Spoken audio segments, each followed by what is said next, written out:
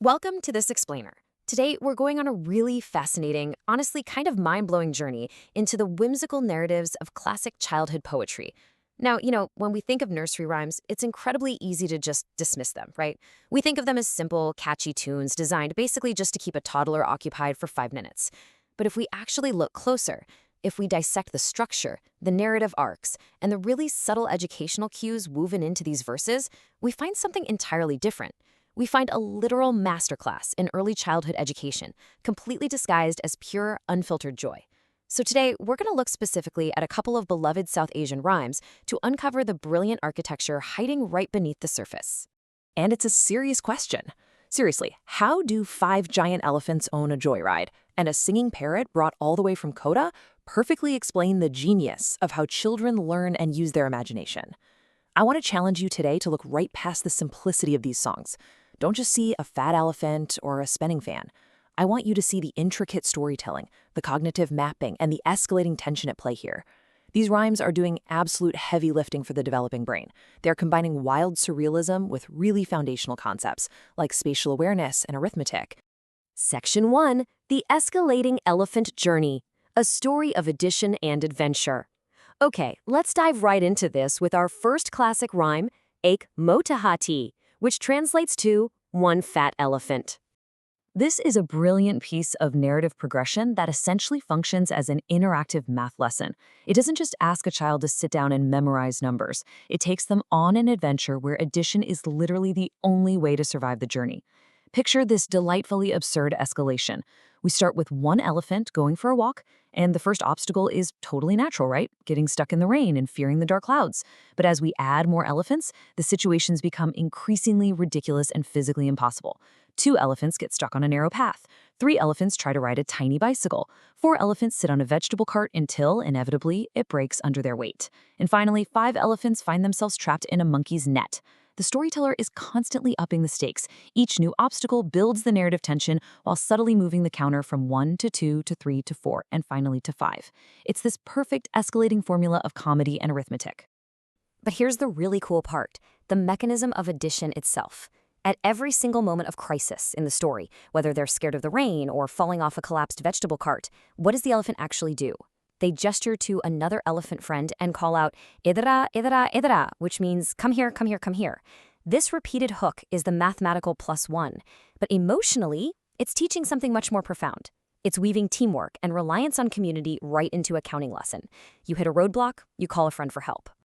Section 2, Teamwork and the Monkey's Net, a climax of friendship.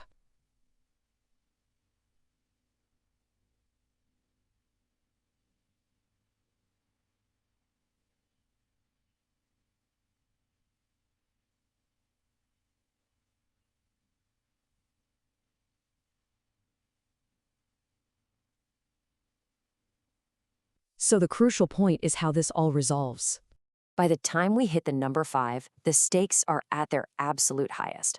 All 5 giant friends find themselves completely entangled and trapped in a net set by a monkey. This is the grand climax of our story, and the resolution is it's beautiful. Saw the monkey and laughed. The monkey removed the net. They don't fight the monkey. They don't panic. The 5 massive elephants look at the tiny monkey and they just start laughing. This shared laughter instantly diffuses the tension of the entire climax. It's a charming, completely non-violent resolution. The monkey, seeing them laugh, simply walks over and removes the net.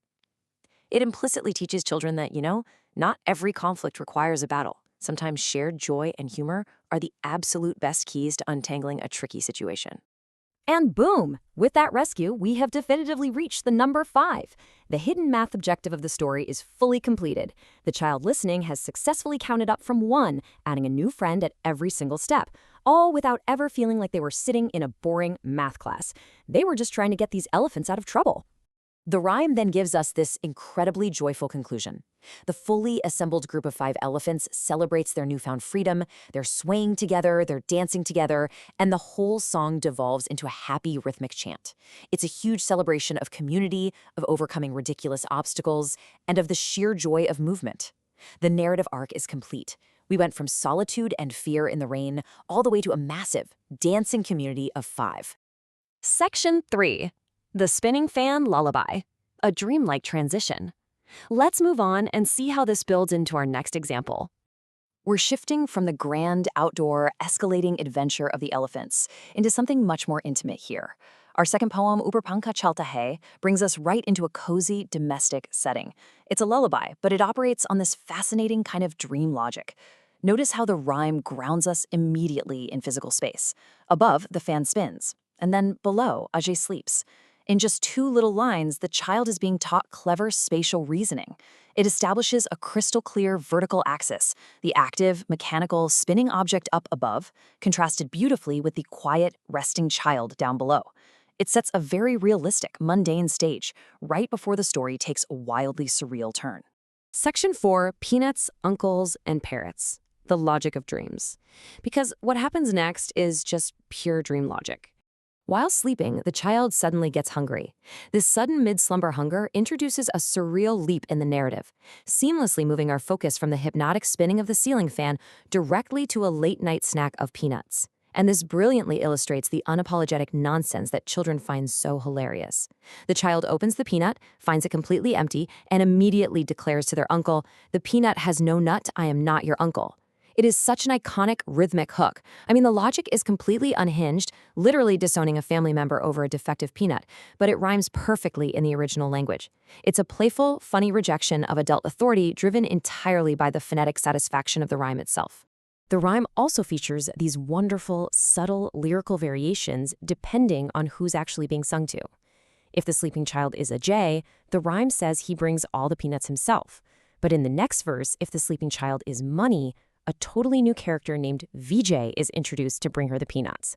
This slight adaptation of the rhyme structure is actually teaching children pattern recognition. It keeps their little brains active, listening for what changes and what stays exactly the same as the verses repeat.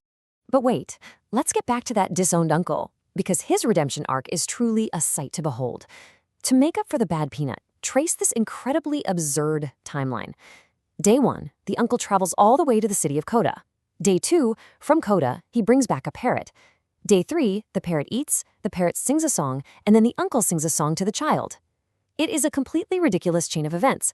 A rejected peanut leads to a multi-city journey and ends with a musical performance by a tropical bird. But it captures exactly how a child imagination works, jumping from one association to the very next without needing any strict real-world logic tying it all together. When we pull back and look at these stories together, the sheer genius of childhood imagination becomes so incredibly clear. These aren't just silly songs to pass the time. They are brilliant narrative frameworks. They take essential early learning, stuff like counting to 5, understanding above versus below, recognizing lyrical patterns and building vocabulary, and they wrap the whole shebang in unapologetic whimsy and joy. They teach children that learning about the world doesn't have to be rigid or boring. It can be as wild as elephants riding bicycles or uncles seeking redemption through a singing parrot. So I want to leave you with this final thought today. If a simple rhyme about elephants can teach de-escalation and community, and a lullaby about a ceiling fan can map out spatial reasoning through dream logic, what else are we missing? What other profound life lessons, structural genius, and pure magic are hidden inside the rhymes and stories you always thought were just for kids?